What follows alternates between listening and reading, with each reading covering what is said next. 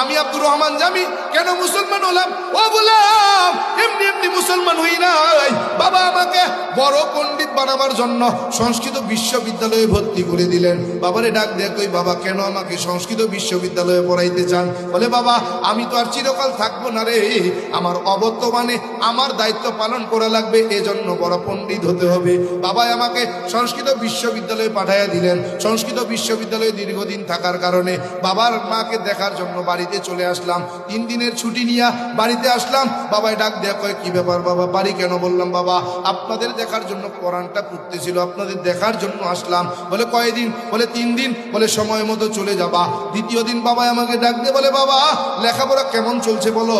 বললাম খুব ভালো, তবে আজব একটা বিষয় বুঝে আসে না। বলে কোন বিষয়টা? বললাম বাবা আমরা কত বড় ভাগ্যবান, কত বড় ভালো, 12 মাসে 13 জন খোদা, 33 কোটি দেবদেবী, তুলসীর গাছের তলায় 64 কোটি ভগবান, দেইখা দেইখা আমরা তাদের সিজদা করি।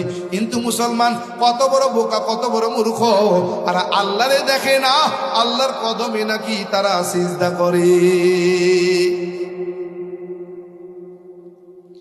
বাবা কয় সত্যি, তুমি যে বড় জ্ঞানী হবে তা বোঝা যায়। কি হবে? বড় জ্ঞানী হবে তা বোঝা যায়। বাবারে ডাক দেখো বাবা আশীর্বাদ করেন, ভগবান যেন আমারে অনেক বড় জ্ঞানী বানায় দেয়। বলে যাও যাও আশীর্বাদ করে দিলাম, ভগবান যেন তোরে অনেক বড় জ্ঞানী বানায়, তোরে যেন আমার বংশের উজ্জ্বল নক্ষত্র বানায়, তোরে যেন তোর কারণে যেন আমার বংশের সুনাম খ্যাতি লাভ হয়। বাবারে এই আশীর্বাদ নিয়া বাবার কাছ থেকে চলে গেলাম সংস্কৃত বিশ্ববিদ্যালয়ে। সংস্কৃত বিশ্ববিদ্যালয়ে যায়া বলে লেখাপড়া শেষ কইরা ডিগ্রি নিয়া যখন বাড়িতে ফিরে আসলাম, বাবা কয় কি ব্যাপার লেখাপড়ার কি খবর, রেজাল্টের কি খবর? বললাম খুব ভালো। বলে কেমন? বললাম বাবা আমার সংস্কৃত বিশ্ববিদ্যালয় থেকে আমি সবার থেকে প্রথম স্থান অধিকার করেছি, ফার্স্ট ক্লাস ফার্স্ট পেয়েছি। বলে আমি জানতাম তোমার জ্ঞান তোমার মেধা যেমন তোমার রেজাল্ট ভালো হবে, এটা আমার বিশ্বাস ছিল। ও বাবা তুমি আমার বংশের উজ্জ্বল নক্ষত্র, তুমি আমার বংশের সুনাম খ্যাতি অর্জন করবে, তোমার দ্বারাই আমার বংশের সুনাম বাড়বে। বলে হা হা। বাবারে ডাক দিয়ে কই বাবা শুরুতে আপনাকে একটা কথা বলেছিলাম স্মরণ কি আছে? বলে কোন কথা? বললাম বাবা মুসলমান বড় বোকা, আমরা বড় ভাগ্যবান। বলে হা। কি হয়েছে তার? বললাম বাবা আপনি কি বেদ মানেন? বলে হা। বেদ বিশ্বাস করেন? বলে হা। সত্য মনে করেন? বলে হা। কত ভাগ সত্য মনে করেন? বলে 100 ভাগ। বললাম বেদের শ্লোক সত্য মনে করেন? বলে হা। কত ভাগ সত্য? বলে 100 ভাগ। বললাম বাবা বেদের মধ্যে একটা শ্লোক আছে, এই শ্লোকটা যদি সত্য হয় তাইলে আমরা হিন্দুরা মিথ্যা, মুসলমান সত্য, আর এই শ্লোকটা যদি মিথ্যা হয় তাইলে মুসলমান মিথ্যা, আমরা সত্য। বলে কেন? বলে নাতস্য প্রতিমা আসতে। বলে অর্থ কি বলো? বললাম বাবা এই নাতস্য প্রতিমা আসতে এই সম্পর্কে ব্যাখ্যা করেছেন ডক্টররা, বড় বড় পণ্ডিত পুরোহিতরা। বলে কি ব্যাখ্যা করলেন? বলে আমি সৃষ্টিকর্তার কোনো প্রতিমূর্তি নাই, প্রতিচ্ছবি নাই, আকার নাই, আকৃতি নাই, দেখা যায় না, ধরা যায় না, ছোঁয়া যায় না, লাল নীল হলুদ না সবুজ তা অনুভব করা যায় না। ও বাবা জানতে চাই 12 মাসে 13 জন খোদা, 33 কোটি দেবদেবী, তুলসীর গাছের তলায় 64 কোটি ভগবান, তারা কারা? কথা কেন? বাবা কয় জানি না। জানেন না তো মানেন কেন? বলে বাবা পূর্বপুরুষ বাপদাদায় মানছেন না, মাই না পারি না। কথা কয় না, কথা কয় না, কথা কয় না। কি মোনাজাত দিয়া দিমু? কষ্ট হয়ে গেছে গা। তো কথা না কইলে কি মনে করমু যে কষ্ট হয়ে যাইতেছে? আর না সাইরা দি। সারমু না? থাকবেন? আরে না থাক, আবার কোনো দিন। রাসেল ভাই কি কর? রাধে মেলা আবার কোনোদিন ইনশাল্লাহ চলবে। তাহলে একটু সাড়া দেওয়া লাগবে, সাড়া না দিলে বন্ধ করে দিব। একটু আওয়াজ দিবেন, দেবেন তো ইনশাল্লাহ? বাবা কি বলতে চাও? বললাম বাবা এখানেই শেষ না, আরো আছে। বলে কি আছে? বললাম রাজভোগ কিতাবের 2192 পৃষ্ঠার মধ্যে একখানা শ্লোক। বলে কি শ্লোক? বলে কৃষ্ণ কৃষ্ণ শ্রীনন্দ কেশ সর্বনাম যুগে। বলে অর্থ কি বল? বললাম ভগবান শ্রীকৃষ্ণ বলেন আমি যুগে যুগে কালে কালে মানুষের কল্যাণে অগণিত অবতার হয়ে দুনিয়ার জমিনে অবতরণ করলাম। সব অবতারগণ আমি ভগবান শ্রীকৃষ্ণকে ভগবান বইলা মাইনা নিলেন। বাবা কয় ঠিকই তো আছে। বললাম ঠিক নাই। বলে কেন?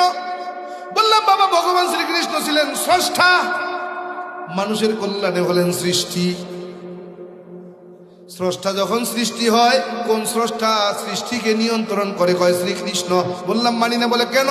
বললাম বাবা স্রষ্টা যখন সৃষ্টি হয় পাওয়ার থাকে না, এই সৃষ্টিকে কে নিয়ন্ত্রণ করেন? বলে বাবা কি বুঝাতে চাও?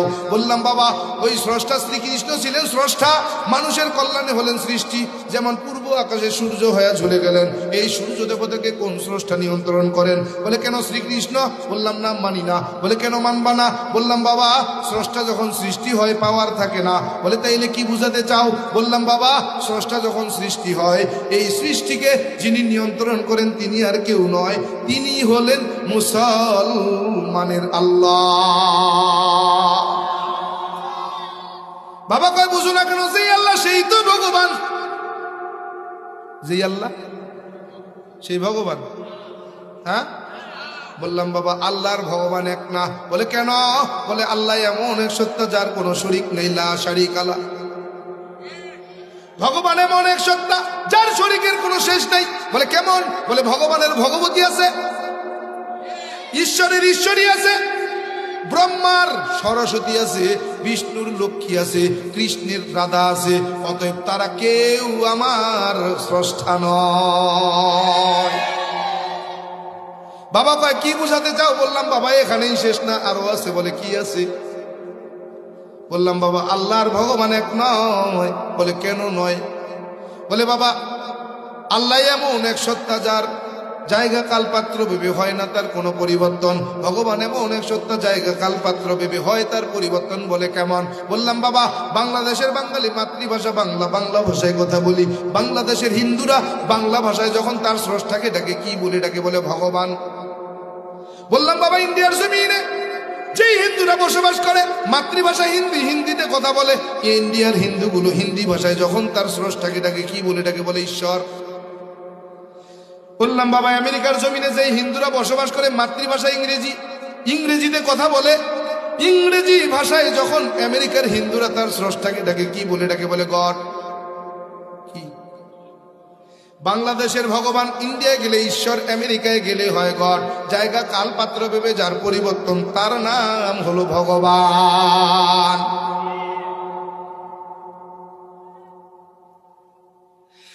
আল্লাহর ভগবান এক। বাবা কি বুঝাতে চাও? বললাম আল্লাহর ভগবান এক না। বলে কেমন? বললাম বাবা বাংলাদেশের বাঙালি মাতৃভাষা বাংলা, বাংলা ভাষায় কথা বলি। বাংলাদেশের মুসলমান বাংলা ভাষায় যখন তার স্রষ্টাকে ডাকে কি বলে ডাকে? কথা কন না কেন? আল্লাহর নাম নিতে লজ্জা পায়নি? কি বলে ডাকে? বাবারে ডাক দেখো বাবা ইন্ডিয়ার জমিনে যে মুসলমান বসবাস করে মাতৃভাষা হিন্দি, হিন্দিতে কথা বলে, হিন্দি ভাষায় যখন ইন্ডিয়ার মুসলমান গুলো তার স্রষ্টাকে ডাকে কি বলে ডাকে? কথা কন, কথা কন। ওইটা দিয়ে যাক, আপনারা ওই দিক তাকানোর দরকার নাই, এদিকে খেয়াল করেন। বললাম বাবা আমেরিকার জমিনে যে মুসলমান বসবাস করে মাতৃভাষা ইংরেজি, ইংরেজিতে কথা বলে, ইংরেজি ভাষায় যখন আমেরিকার মুসলমানগুলো তার স্রষ্টাকে ডাকে কি বলে ডাকে? বাংলাদেশে, শুধু বাংলাদেশে নয় পৃথিবীর যেই দেশে যাবে সেই দেশেই আল্লাহ এক।